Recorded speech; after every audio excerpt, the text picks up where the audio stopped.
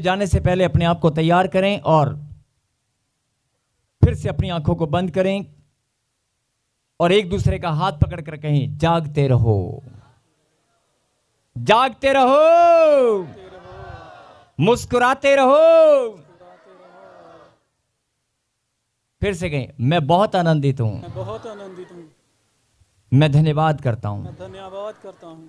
वचन में जाने से पहले अपनी आंखों को बंद करें और मन में एक छोटी सी प्रार्थना करें कि प्रभु मैं तैयार हूं और जो वचन आपने मेरे लिए, मेरे घराने के लिए, मेरे परिवार के लिए आज भेजा है, मैं इस वचन को सुनने के लिए, उस शिक्षा को ग्रहण करने के लिए तैयार हूं। और पिता, मेरे जीवन में जो भी आपकी इच्छा और योजना है वो पूरी होने पाए।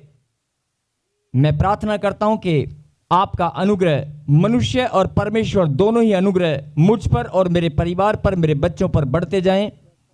आपकी दया, आपका अनुग्रह मुझ पर और मेरे परिवार पर बढ़ता जाए और हर एक आशीष, हर एक ब्लेसिंग जो आपने संपूर्ण मानव जाति के लिए ठहराई है, वो सारी की सारी ब्लेसिंग मैं रिसीव करता हूं, क्योंकि मैं आपकी बेटी हूं, मैं आपका बेटा हूं। मेरे पास अधिकार है, मेरे पास अधिकार है। आमीन। मैं हर एक आशीष को ग्रहण करता हूं। बोलो आमीन। अपनी आंखों को बंद करें और फिर से परमेश्वर से ज्यादा नहीं, थोड़ी सी बात करें, थोड़ी सी धन्यवाद करते हुए।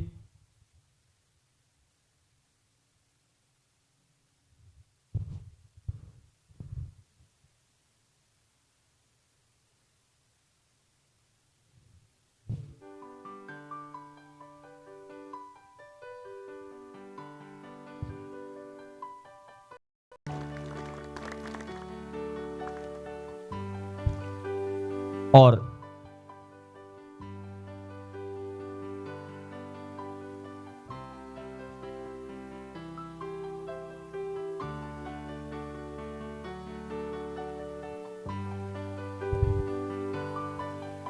निकालें प्रभु के कलाम से मलाकी की किताब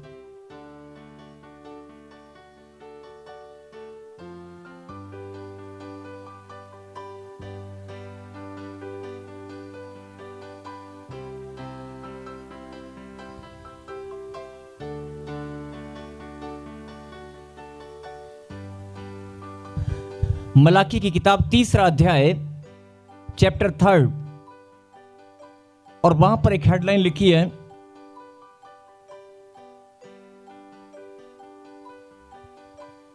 दया की प्रतिज्ञा। जहां दशवांश की चोरी लिखा है उससे आगे हम चलेंगे तो पढ़ेंगे दया की प्रतिज्ञा।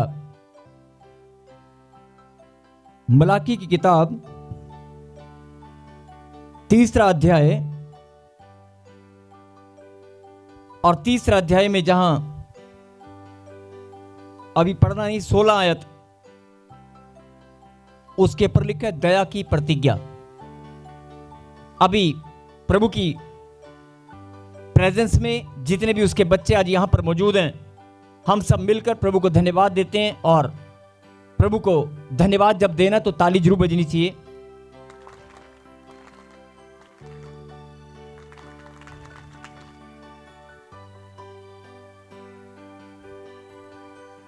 अगर दया ना हो, अगर दया ना हो तो शायद मनुष्य जीवित ना रहे। अगर दया ना हो तो मनुष्य के पास कोई ब्लेसिंग ना हो। अगर प्रभु की दया ना हो तो शायद बहुतों का जीवन नाश हो जाए। अगर दया ना हो तो बहुत सारे लोग परमेश्वर के मार्ग से भटक जाएं। अगर दया ना हो तो बहुत सारे लोग अंधकार में हों। और मैं सिर्फ आज वचन में जानने से पहले आपका ध्यान इस बात पर केंद्रित करना चाहता हूं, उस खुदावंद यीशु मसीह नासरी ने हम सब पर दया की है। और जब आप पुराने नियम में जाएंगे, मलाकी की किताब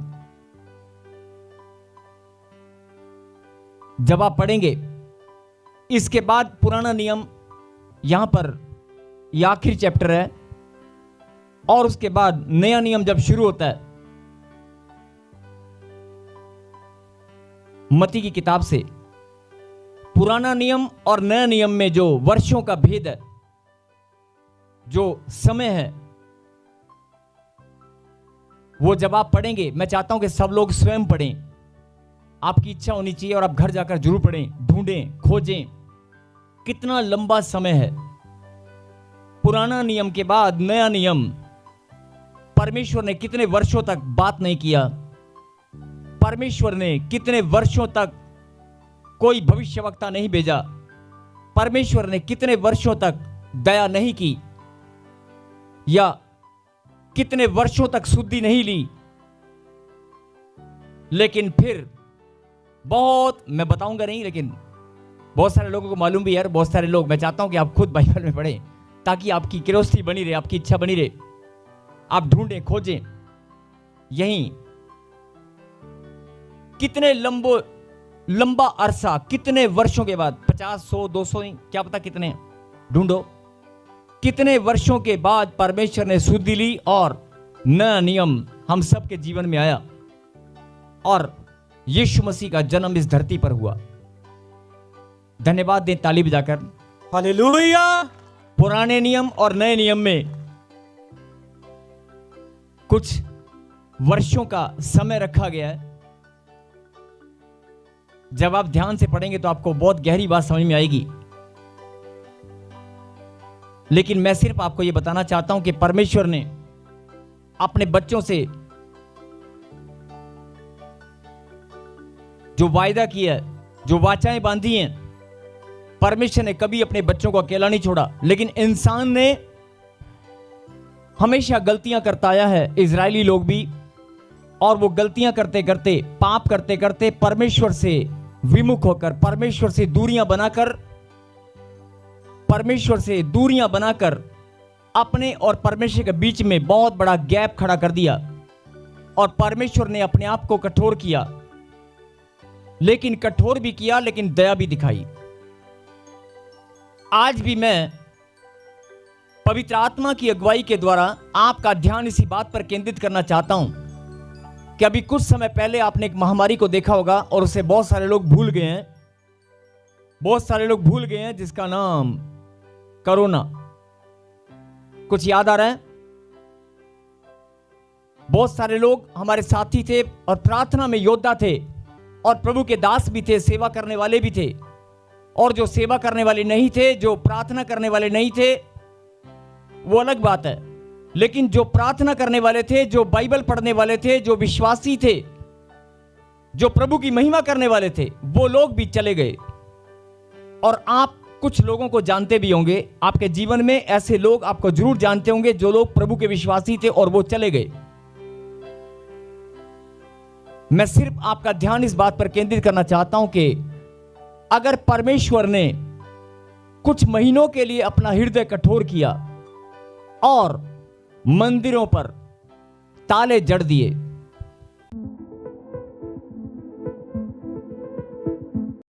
जहां भी लोग परमेश्वर को खोजने के लिए जाते, जहां भी लोग परमेश्वर की आराधना महिमा करने जाते, वो स्थान बंद कर दिए गए।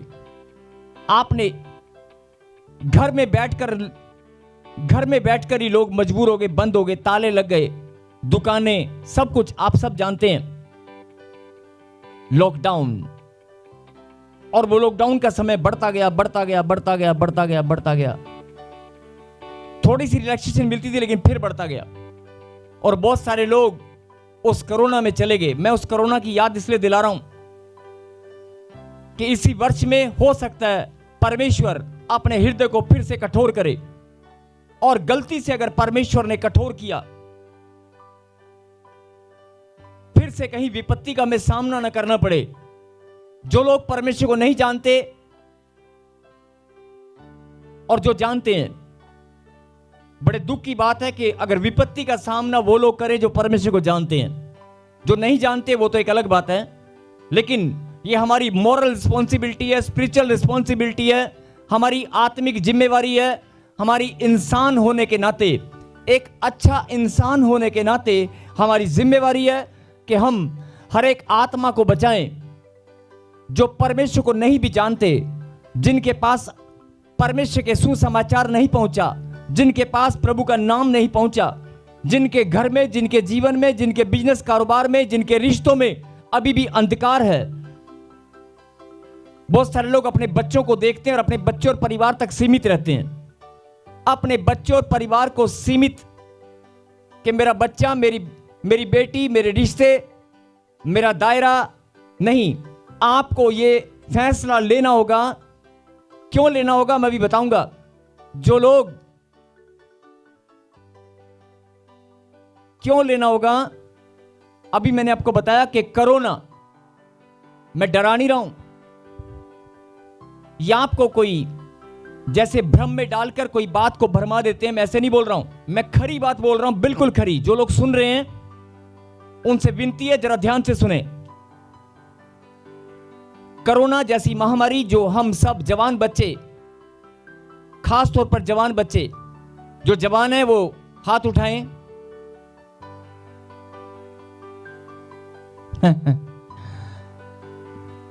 जिसके पास खुदा का कलाम है, जिसके अंदर खुदा का कलाम है, वो कभी बूढ़ा नहीं होता, वो जवान ही रहता है। हम सब जवान हैं, बोलो आमीन। फिर सुने ध्यान से, जिन्होंने कोरोना काल में विपत्ति को देखा, परमेश्वर आपको याद दिलाना चाहते हैं कि कहीं फिर से कोई विपत्ति आपके जीवन में आप उसका सामना ना करें। आपकी नैतिक जिम्मेवारी, मॉरल रिस्पॉन्सिबिलिटी, स्पिरिचुअल रिस्पॉन्सिबिलिटी और इंसान होने के नाते हमारा फर्ज है कि हम अपने परिवार के लिए भी प्रार्थना करें और अपने रिश्तों के लिए, अपने बिजनेस कारोबार के लिए तो करनी है, लेकिन उन लोगों के लिए भी करनी है जो हमारे पड़ोस में, जो हमारे रिश्ते नहीं है, जो अनजान लोग हैं, उनके लिए हमें प्रार्थना करना और उन घरों में सुसमाचार पहुंचाना बहुत जरूरी है। ये परमेश्वर की इच्छा है और परमेश्वर चाहते हैं कि आप अपने कदमों को निकालें और आप आगे आएं। बोलो आमीन। आमीन। क्यों आगे आएं? क्योंकि आप चुने गए हैं। आप लाखों करोड़ों की भीड़ में से चुने गए हैं। परमेश्वर ने आपको चुना है। लेकिन अगर आप अपने परिवार के लिए प्रार्थना करते हैं, मेरा बेटा, मेरी बेटी, मेरा ये, मेरा वो, मेरा वो, मेरा वो, कोई बात नहीं, परमेश्वर जो आप प्रार्थना करते हैं वो तो आपको उत्तर मिलेगा। लेकिन अगर आप बढ़ती को देखना चाहते हैं, लेकिन अगर आप जल्दी से शीघ्रता से अपनी ब्लेसिंग को अपने घर में, अपने जीवन में पाना चाहते हैं, रुके हुए काम जो 10 साल 15 साल से नहीं हुए, उन कामों को अपने जीवन में जल्दी से देखना चाहते हो, तो ये भविष्यवाणी है। और मुझे पवित्र आत्मा ने कहा कि तू जा और भविष्यवाणी कर कि जो सुसमाचार सुनाएगा वो धनी हो जाएगा। आमीन। शारीरिक, मानसिक, आत्मिक, हर प्रकार से, सांसारिक, हर प्रकार से धनी होगा। बोलो आमीन। आमीन। और ये समय है सुसमाचार सुनाने का। बोलो आमीन। आमीन। इसलिए शर्म छोड़ दें, शर्माना बंद करें, ज्यादा से ज्यादा लोगों को सुसमाचार सुनाने का फैसला करें। और जब आप करके देखना, जब तक आप प्रभु के घर में दोबारा नहीं आते, आप सिर्फ 1 या 2 लोगों को सुसमाचार सुनना, आप ट्राई करके देखना, सिर्फ कोशिश करके देखना। और अगर आप नहीं सुना सकते तो फोन पे सुना देना, व्हाट्सएप पे मैसेज भेज देना, प्रॉफिट बजिंदर सिंह मिनिस्ट्री का लिंक सेंड कर देना और उसको कॉल कर देना, थोड़ा सा प्रभु के बारे में जरूर बता देना, या जितना भी हो सके आप बताना। जैसे भी हो आप कोशिश करके देखना। इस हफ्ते में हर एक जन से मैं विनती करता हूं कि आप 1 या 2, ज्यादा नहीं, छोटे बच्चे, बड़े बच्चे, बुजुर्ग, भाई बहन, माता पिता, सब, आप ये मत देखें मेरी फैमिली में कोई बीमार है, आप ये मत देखें कि मेरे पास बच्चा नहीं, आप ये मत देखें मेरा मकान नहीं है, लोग क्या कहेंगे। आप ये मत सोचें कि लोग क्या कहेंगे, कि तू खुद तो चंगा नहीं है, तेरे पास खुद तो आशीष नहीं है। आप भूल जाएं इस बात को, सिर्फ कोशिश करके देखना है। जो लोग बोलते हैं मिरेकल मनी नहीं होती, जो लोग बोलते हैं मिरेकल नहीं होते, आपके जीवन में मिरेकल सबसे पहले होगा। आमीन। और आपके जीवन में मिरेकल सबसे पहले होगा। जो रुके हुए काम है, जो रुके हुए काम है, आपकी गवाहियां, आप सबसे पहले यहां पर खड़े होंगे। बोलो आमीन। आमीन। और क्योंकि विपत्ति किसी भी रूप में, महामारी के रूप में या किसी भी रूप में कैसे आने वाली मैं नहीं जानता, लेकिन एक संकेत, एक चिन्ह हो सकता है परमेश्वर दिखाएं। लेकिन मैं कोई भविष्यवाणी नहीं कर रहा हूं, लेकिन मैं आपको एक साइन दे रहा हूं कि हो सकता है कि आने वाले 3 महीने के बाद या 4 महीने के बाद इसी वर्ष में फिर से हम कोई विपत्ति का सामना करें। कुछ भी हो सकता है। परमेश्वर अपने बच्चों को तैयार करना चाहते हैं। परमेश्वर अपने बच्चों को तैयार करना चाहते हैं। आपको परमेश्वर ने, कई लोग बोलते हैं मुझे चुना है ब्लेसिंग के लिए, गवर्नमेंट जॉब के लिए, वीजा के लिए। अरे वीजा के लिए अगर तुझे चुना है, नौकरी के लिए तुझे चुना है, बच्चे पैदा करने के लिए चुना है, शादी के लिए चुना है कि मेरी शादी नहीं हो पा रही, मेरा घर नहीं बन पा रहा, तो जो लोग प्रभु को नहीं जानते, वीजा उनका भी लगता है, शादियां उनकी भी होती हैं, बच्चे पैदा वो भी करते हैं, परिवार उनका भी होता है। उनमें और आप में फर्क क्या है? बोलो हालेलुया। हालेलुया। फिर से बोले हालेलुया। हालेलुया। जिनके पास संतान नहीं है, जिनको लगता है मेरा कोई श्राप पीढ़ी दर पीढ़ी हमारा पीछा कर रहा है, उनके लिए ये स्पेशल भविष्यवाणी है। जिनके लंबे समय से रुके हुए काम, आप सुसमाचार सुनाने का फैसला करें। और ये प्रभु ने मेरे हृदय में बोझ डाला, तो मैंने आपके सामने बात रखी है। और क्यों रखी, अभी आगे आपको पता चलेगा। अभी हम चलते हैं वचन में, दया की प्रतिज्ञा के मलाकी की किताब, आखिरी अध्याय बाइबल में। लेकिन उसके बाद कितने वर्षों तक, कितने लंबे समय तक परमेश्वर ने इंसान की, इजरायलियों की सुधि नहीं ली, लेकिन फिर परमेश्वर ने फिर से दया दिखाई। लेकिन अब तो परमेश्वर अपने दिल के दरवाजे खोल रखे हैं। इस घड़ी, इस समय परमेश्वर ने अपने दिल के दरवाजे खोल रखे हैं। यस आमीन। अभी वो दया करने वाला परमेश्वर है। वो आपको हंसता हुआ, मुस्कुराता हुआ, बढ़ता हुआ देखना चाहता है। मेरे पीछे बोलो, बढ़ता हुआ, बढ़ता हुआ, बढ़ता हुआ, बढ़ता हुआ, मुस्कुराता हुआ, मुस्कुराता हुआ, आनंद के साथ देखना चाहता है। कहीं आमीन। आमीन। ये उसकी इच्छा है। बोलो आमीन। आमीन। पढ़ेंगे। તમારો નંબર 2 કલાકમાં બંધ કરવામાં है, सेनाओं का यहोवा यह कहता है, जो दिन मैंने ठहराया है, जो दिन मैंने ठहराया है, उस दिन वह लोग मेरे वर्ण, मेरे निज भाग ठहरेंगे। उस दिन वे लोग मतलब कोई खास लोगों के बारे में बताया जा रहा है। वे लोग, हो सकता है आप हो, वे लोग मेरे वर्ण, मेरे निज भाग ठहरेंगे, मेरे निज भाग ठहरेंगे। आगे, और मैं उनसे ऐसी कोमलता करूंगा जैसे कोई अपनी सेवा करने वाले पुत्र से करे।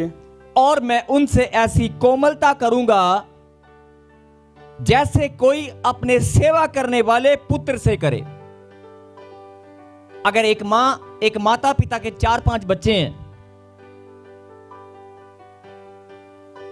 सब बच्चे कहना मानते हैं, माता पिता कुछ भी बोलते हैं तो सब कहना मानते हैं, लेकिन एक बच्चा ऐसा है जो माता पिता की सेवा करता है।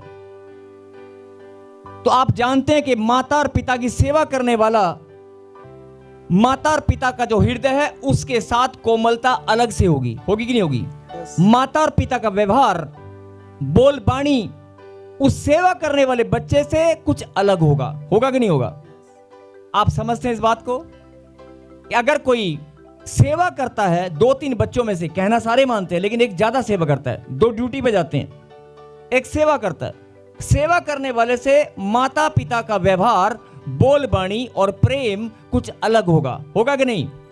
यही बात परमेश्वर आपको समझाना चाहते हैं कि सेनाओं का यहोवा यह कहता है, जो दिन मैंने ठहराया है उस दिन वे लोग मेरे वरन मेरे निज भाग ठहरेंगे। मेरे निज भाग समझते हो?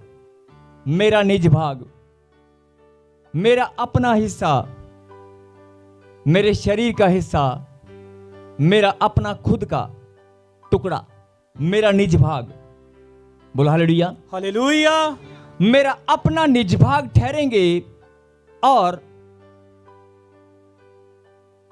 मैं उनसे ऐसी कोमलता करूंगा जैसी कोई अपने सेवा करने वाले पुत्र से करे। मतलब कोई दिन परमेश्वर ने ठहरा रखा है, आपका ध्यान परमेश्वर उस ओर लेकर जाना चाहते हैं कि उस समय में मैं सेवा करने वाले जो बच्चे हैं वो अलग होंगे और उन पर ऐसी कोमलता करूंगा जैसे सेवा करने वाले। कोमलता समझते हो? मतलब परमेश्वर का दिल आपके लिए और ज्यादा खुल जाएगा। आमीन। अब ये कौन से दिन की बात हो रही है और क्या बात हो रही है, जरा आगे चलें। तब तुम फिरकर धर्मी और दुष्ट का भेद, अर्थात जो परमेश्वर की सेवा करता है और जो उसकी सेवा नहीं करता, उन दोनों का भेद पहचान सकोगे। बोल हालेलुया। हालेलुया। तब तुम फिरकर धर्मी और दुष्ट का भेद, अर्थात परमेश्वर की सेवा करता है, जो परमेश्वर की सेवा करता है और जो उसकी सेवा नहीं करता। मेरे पीछे बोलो, जो परमेश्वर की सेवा करता है, सेवा करता नहीं, जो परमेश्वर की सेवा करता है। पीछे वाले नहीं बोल रहे हैं, सब बोलेंगे, जो परमेश्वर की सेवा करता है और जो परमेश्वर की सेवा नहीं करता। आधी अधूरी बात मत बोलें, पूरी बात बोलें। और जो परमेश्वर की सेवा नहीं करता, उन दोनों का भेद पहचान सकोगे। कहें आमीन। यानी कि परमेश्वर आपको समझाना चाहते हैं कि जो मेरी सेवा करता है और जो नहीं करता, दोनों में कुछ भेद होगा, दोनों में फर्क दिखाई देगा कि नहीं? अभी आपको कुछ पता नहीं चलता है। अभी आपको, जब आप अपने घर परिवार को देखते हैं तो आपको अपना दुख दिखाई देता है, अपनी प्रॉब्लम दिखाई देती है। ध्यान से सुनना, आपको अपने बच्चे, अपनी प्रॉब्लम, अपना बिजनेस, अपना कारोबार, उनकी पढ़ाई, उनकी बढ़ोतरी, उनका मकान, बीमारी, ये सब दिखाई देता है और आपको लगता है कि मुझे आशीष नहीं मिली। जरा गहरी बात पर ध्यान दें। आपको लगता है कि मुझे आशीष नहीं मिली, और इस वचन में परमेश्वर क्या बताना चाहते हैं कि मैं कोमलता करूंगा और सेवा करने वाले और जो सेवा नहीं करता है, दोनों में भेद आप पहचान सकोगे। खुद आप पहचानोगे, खुद आप पहचानोगे। मतलब परमेश्वर फर्क दिखाएगा कि कुछ अलग होगा सेवा करने वाला और जो नहीं करता होगा। अब आप कहेंगे सेवा, मैं तो सेवा मतलब हमें समझ नहीं आ रहा।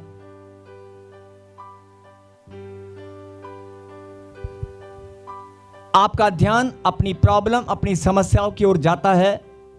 यह इंसान का स्वभाव है, यह इंसान का स्वभाव है। आपकी प्रॉब्लम आपके दिमाग में जब घूमती है तो आप चिंता में चले जाते हैं, और यह स्वभाव हर एक इंसान का है। लेकिन आप परमेश्वर की बात को सुने और समझें। परमेश्वर चाहते हैं कि आप प्रार्थना करने में, अपना विश्वास रखने में इतना ज्यादा मजबूत बन जाएं कि वो प्रॉब्लम, वो समस्याएं आपके दिमाग में घूमने ना पाएं। आपको वो समस्याएं छोटी नजर आएं। प्रभु का नाम और प्रभु की रहमत, प्रभु की दया आपको सबसे पहले नजर आए कि अगर समस्या मेरे सामने खड़ी है तो परमेश्वर की दया का पात्र मैं हूं। उसने मुझ पर दया की है, अपना बलिदान देकर, अपना लहू बहाकर, सूली पर जान देकर उसने मुझ पर दया की है। और उसने अपना नाम बख्शीश करके, अपना नाम मुझे देकर, बहुत सारे लोग खुदा के नाम को नहीं जानते, अपने होठों पर लाते नहीं है या लाने के योग्य नहीं है। बहुत सारे लोग खुदा के नाम का सिमरन, उस पवित्र नाम को अपने होठों पर लाने के योग्य नहीं है। प्रभु ने उनको नहीं चुना कि नहीं, तू मेरे नाम को अपने होठों पर नहीं लाएगा, तू इस योग्य नहीं है। एक दूसरे को हाथ लगाएं और कहें, जागते रहो। तुम मेरे पवित्र नाम को अपने होठों पर लाने के योग्य नहीं है। लेकिन धन्य है वो इंसान, धन्य है वो बेटा और बेटी जो खुदा के नाम को अपने होठों पर लाते हैं और सिमरन करते हैं, उसकी आराधना करते हैं, उसकी महिमा करते हैं, उसकी संगति करते हैं। धन्य है वे। बोलो आमीन। आमीन।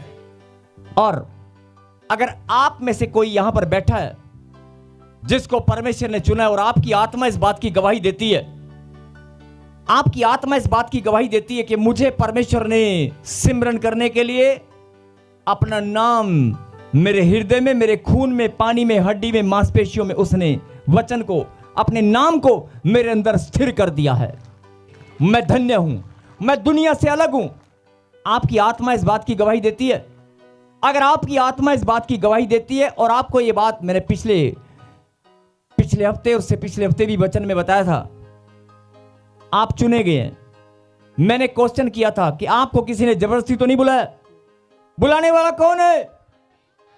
अगर परमेश्वर ने बुलाया तो उससे कोई गलती नहीं हो सकती।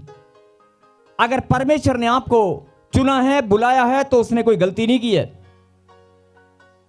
उसने आपको ब्लेसिंग देने के लिए चुना है। लेकिन आप अपनी कमजोरी के कारण, प्रभु की गहरी बात को ना समझने के कारण, अपनी कमजोरी के कारण या प्रार्थना की कमजोरी, विश्वास की कमजोरी के कारण शैतान आपके ऊपर हावी हो जाता है, प्रॉब्लम आपके ऊपर हावी हो जाती है। लेकिन परमेश्वर आपको क्या समझाना चाहते हैं कि अगर आपके घर में, आपके बच्चों के कारण, आपके बिजनेस के कारण, आपकी कोई भी समस्या के कारण जब भी आपको चिंता हो, तो आपने प्रभु का नाम अपने होठों पर लाकर धन्यवाद। Angel One app is built for traders. और 3 दिन लगातार आप प्रार्थना करना।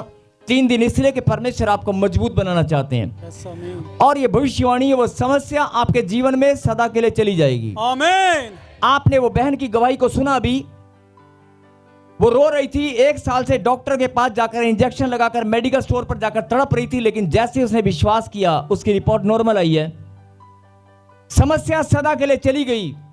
यही परमेश्वर आपके जीवन में चमत्कार करना चाहते हैं और बताना चाहते हैं, मैंने दया की प्रतिज्ञा की है, मेरी दया की प्रतिज्ञा तुम्हारे ऊपर है, तुम मेरी दया के पात्र हो, तुम मेरी दया के पात्र हो, तुम मेरी दया के पात्र हो, तुम मेरे वो बच्चे हो जिस पर मैंने दया की है। आमीन।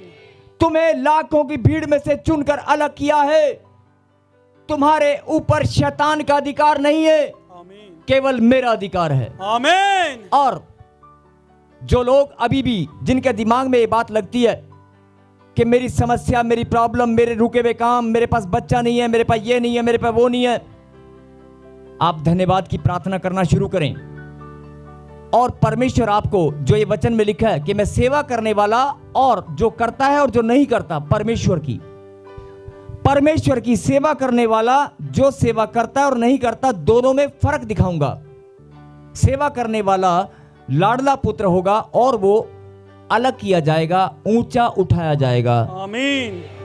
वो अलग किया जाएगा, और अलग ऐसे नहीं होगा, जो भी उसकी ओर देखेंगे उनको गर्दन ऊंचा करके देखना पड़ेगा। आमीन। आपका नेम फेम, आपका धन दौलत, मान सम्मान, पैसा, सुंदर रिश्ते, हर चीज में बढ़ोतरी होगी। और ये समय है अपने आप को बदलने का। रो रो कर प्रार्थनाएं बहुत कर ली, बहुत रो रो कर प्रार्थनाएं कर ली। माता जी, बहन जी, भाई और बहनों, रो रो कर प्रार्थनाएं बहुत कर ली। यह समय है प्रभु की सेवा करने का। बोलो आमीन। आमीन। आपने अपने लिए प्रार्थना बहुत कर ली, अब परमेश्वर की सेवा की बारी है। अगर नहीं की है तो फैसला ले कि परमेश्वर, मैं आपकी सेवा किया करूंगा। बोलो आमीन। आमीन। जब आप आराधना करते हैं, प्रभु की सेवा करते हैं, यस, आमीन। जब आप पवित्र मंदिर में आकर यहां पर बैठते हैं, वचन को सुनते हैं, तो खुदा की सेवा करते हैं। आमीन। जब आप एक दूसरे के साथ प्रेम, एक दूसरे की भलाई, एक दूसरे की मदद करते हैं, तो आप प्रभु की सेवा करते हैं। आप किसी के बोझ को उठाकर, उसके दिल की बात को सुनकर उसके मन के बोझ को हल्का करते हैं। कोई बहन अगर रो रही है, आप उसके दुख की बात को अगर सुन लेते हैं, उसका मन अगर हल्का हो जाता है, तो आप परमेश्वर की सच्ची सेवा करते हैं। हालेलुया। और ऐसे लोगों को परमेश्वर ने कहा, मैं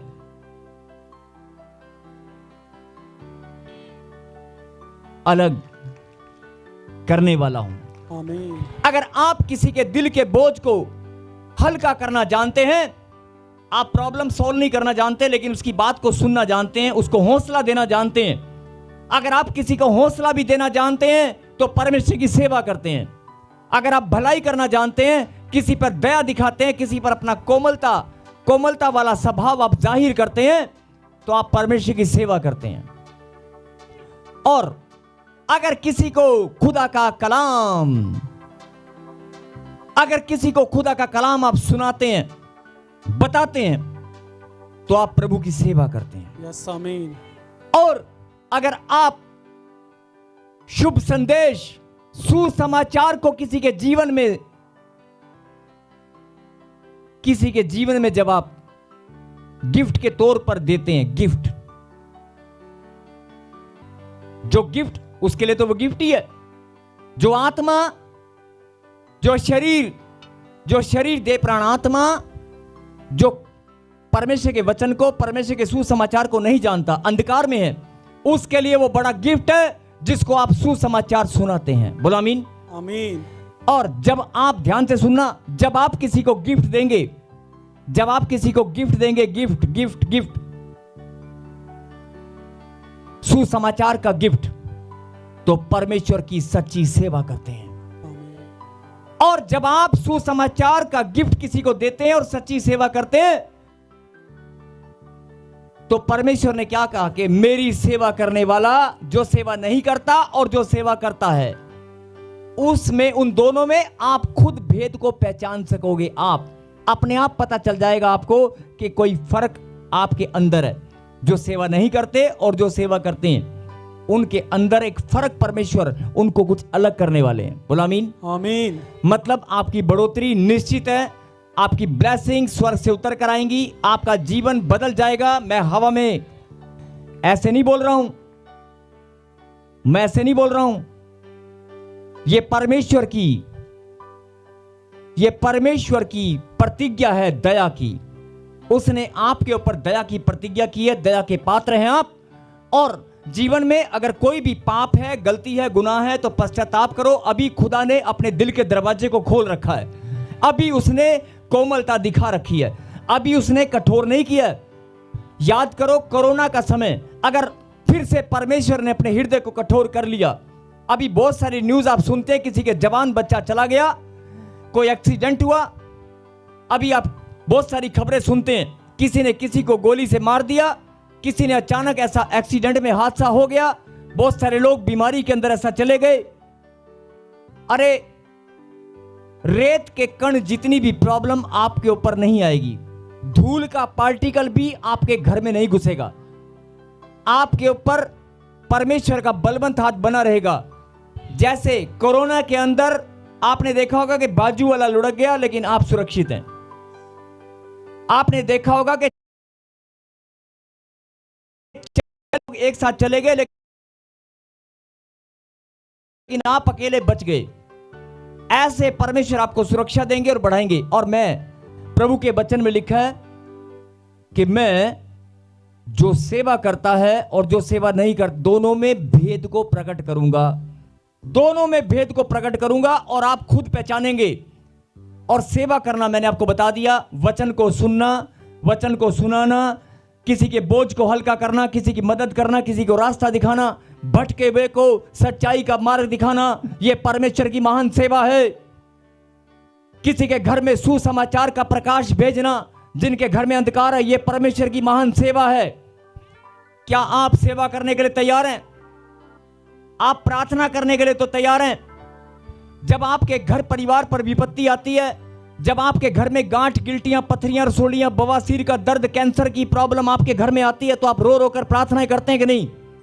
करते हैं ना। जब प्रॉब्लम आपके घर में आती है तो आप बड़ी प्रार्थना में चले जाते हैं, उपवास और प्रार्थना में, और परमेश्वर से बोलते हैं परमेश्वर दया कर।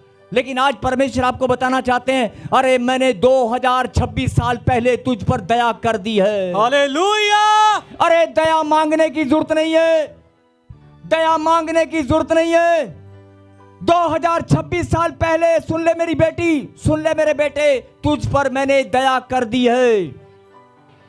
2026 साल पहले मैंने दया सबके लिए कर दी है, लेकिन उस दया को जो पहचान लेगा, जो खुदा की बात को समझ लेगा, उसका जीवन बदल जाएगा। आमीन। और आपका रोना बिलखना, आपकी चिंताएं धुआं बनकर उड़ जाएंगी। आमीन। अगर आप आज रोते हैं अपनी माता पिता के लिए, अपने बच्चों के लिए, अपने बिजनेस कारोबार के लिए, अगर आपको चिंता होती है, तो इसका मतलब खुदा की गहरी बात को आपने ठीक से नहीं समझा।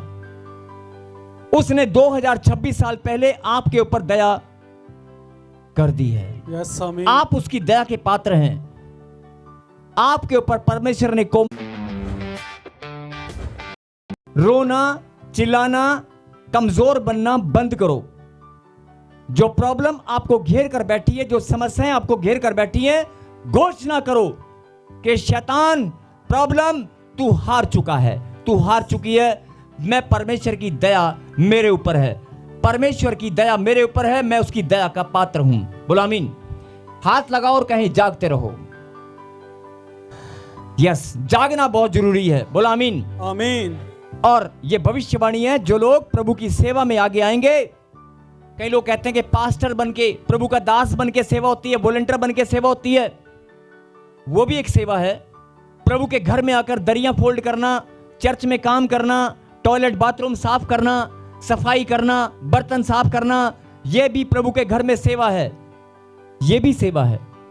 सेवा के बहुत सारे तरीके, बहुत सारे रूप हैं, लेकिन परमेश्वर आपके अंदर एक और सेवा को बढ़ता हुआ देखना चाहते हैं। आपके अंदर एक और सेवा को बढ़ता हुआ देखना चाहते हैं। और जिसने आज फैसला कर लिया कि परमेश्वर, मैं सच्ची सेवा करने में अपने कदमों को निकालूंगा और बढ़ता ही जाऊंगा। आत्माओं को बचाने की सेवा, सुसमाचार सुनाने की सेवा, क्या आप कर सकते हैं? तो दुनिया के सबसे ज्यादा धनी आप होने वाले। आमीन। और प्रभु ने मेरे पीछे बोलो, खुदा का कलाम सत्य है। खुदा का कलाम सत्य है, वो टलने वाला नहीं है। बोलो आमीन। और ध्यान से सुनना, यहां पर लिखा, जो परमेश्वर की सेवा करता है और जो उसकी सेवा नहीं करता, उन दोनों का भेद पहचान सकोगे। मतलब परमेश्वर दोनों में भेद दिखाएंगे। एक बढ़ता हुआ नजर आएगा और एक वहीं पर नजर आएगा। अगर आपको बढ़ना है तो ये परमेश्वर ने आपके लिए एक गिफ्ट। और जो सुसमाचार के गिफ्ट की बात आप कर रहे थे ना, किसी को आप गिफ्ट दोगे, आप गिफ्ट, जब आप परमेश्वर के नाम से किसी को गिफ्ट दोगे तो परमेश्वर, एक और बात मैं बताना चाहता हूं, जरा ध्यान से सुने। जब किसी बर्थडे पार्टी में आप जाते हैं, किसी की शादी में आप जाते हैं, किसी के फंक्शन में आप जाते हैं, शगन का लिफाफा लेकर या मिठाई का डब्बा लेकर या कोई गिफ्ट लेकर, तो जब वो इंसान आपके घर आता है, क्या वो खाली हाथ आता है? आप किसी के घर जाते हैं, खाली हाथ जाते हैं? ये स्वभाव है इंसान का। गिफ्ट के बदले प्रभु कहता है, अच्छा, ये स्वभाव मैंने तेरे अंदर डाला है, ये प्रेम का स्वभाव, ये लेन देन का स्वभाव मैंने तेरे अंदर डाला है। अगर इंसान होकर तू एक दूसरे का पलटा देना जानता है, ध्यान से सुनना, इंसान होकर अगर तू एक दूसरे का पलटा देना जानता है कि इसने शादी में 1100 शगन दिया था 3 साल पहले, अब तो बढ़ाकर देना पड़ेगा।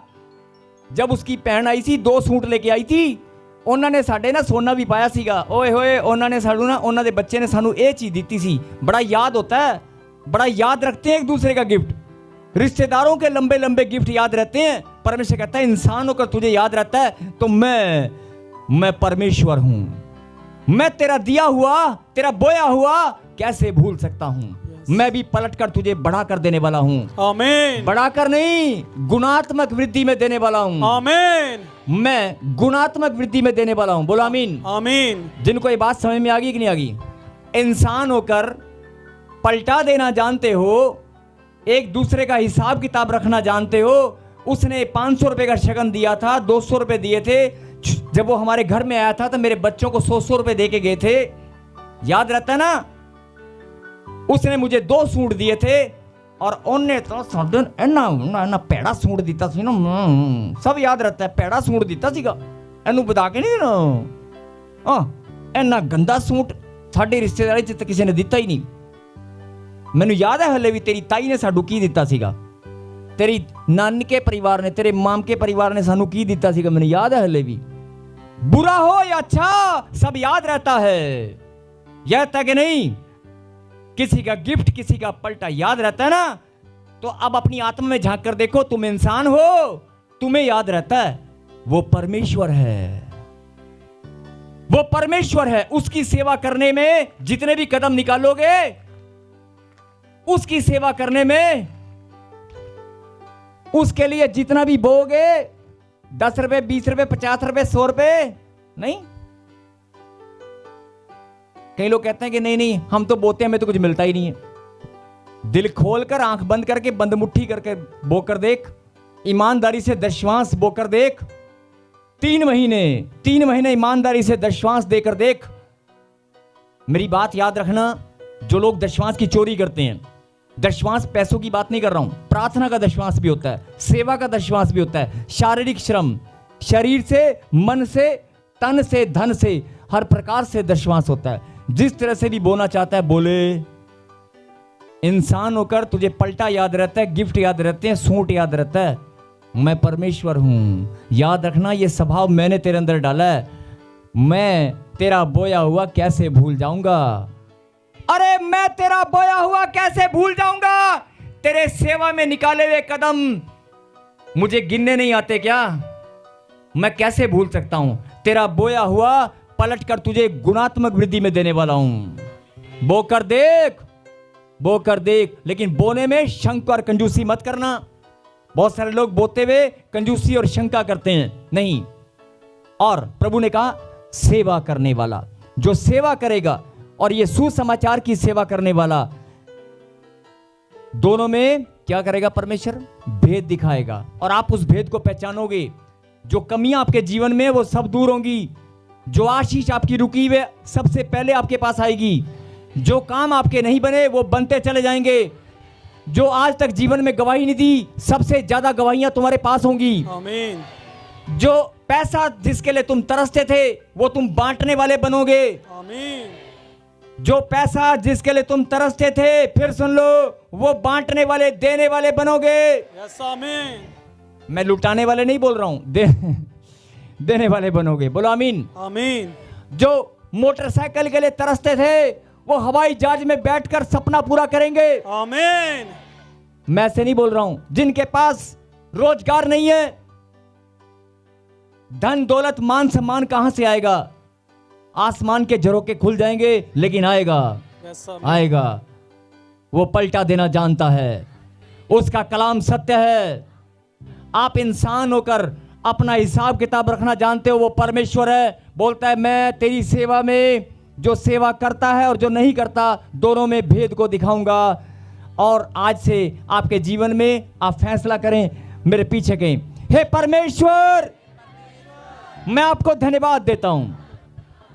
आज से मैं फैसला करता हूं, मैं आपके नाम से वाचा बांधता हूं। मैं सच्ची सेवा करने में, मैं परमेश्वर की सच्ची सेवा करने में बढ़ता ही जाऊंगा। मैं उसके आज्ञा पालन में, उसकी शिक्षा के अनुसार पवित्रता के साथ अपने जीवन को बिताऊंगा। मैं पवित्रताई में बढ़ता ही जाऊंगा।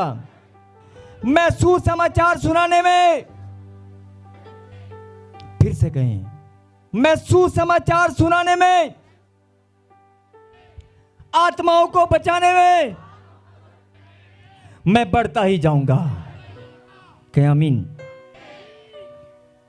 मेरे खुदा, मैं तेरा दास प्रार्थना करता हूं, जिन आपके बेटे और बेटियों ने सच्चे मन से वाचा बांधी है कि आज से वो शर्म नहीं करेंगे, आज से वो सच्ची सेवा करने में अपने कदमों को बढ़ाएंगे। मेरे पिता, इन बच्चों के लिए ऐसा आश्चर्यक्रम हो, ऐसा आश्चर्यक्रम हो जो आज तक इनके जीवन में नहीं हुआ। जो रुके हुए काम है मेरे पिता वो संपन्न हो। आसमान के झरोके मेरे पिता इनके लिए खुल जाएं। हर एक आशीष स्वर से उतरकर इनकी झोली में आए। धन दौलत मान सम्मान की वृद्धि हो। और जिनके पास वंश नहीं है, मेरे पिता में वंश वृद्धि की आशीष, वंश वृद्धि की आशीष इनके ऊपर ठहरने पाए। यस आमीन। लंबी दीर्घायु की आशीष, अच्छे स्वास्थ्य की आशीष, मान सम्मान की आशीष, धन दौलत की आशीष, हर एक आशीष स्वर्ग से उतर कर इनकी झोली में आए। यस आमीन। मेरे पिता, ये ताजपुर चर्च में आने वाले बच्चे, ये प्रॉफिट बजिंदर सिंह मिनिस्ट्री में आने वाले बच्चे, मेरे पिता नाचते हुए कूदते हुए गवाहियों के साथ तेरी महिमा करें। आमीन। मैं धन्यवाद करता हूं पिता परमेश्वर, धन्यवाद पिता। तालियों के साथ धन्यवाद दें और फिर से कहें, बदल गया, बदल गया। फिर से